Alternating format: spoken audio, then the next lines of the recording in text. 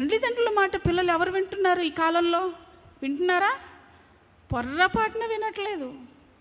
నేను గడగడలాడాను నా యవ్వన కాలంలో.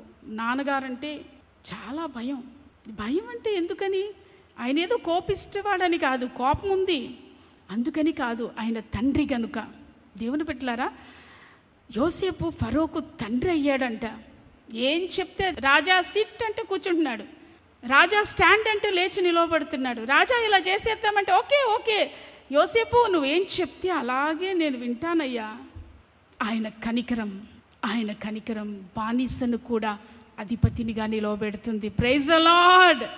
రాజుగారి ఇంటి వారందరికీ ప్రభువుగా నిలవబెట్టాడంట.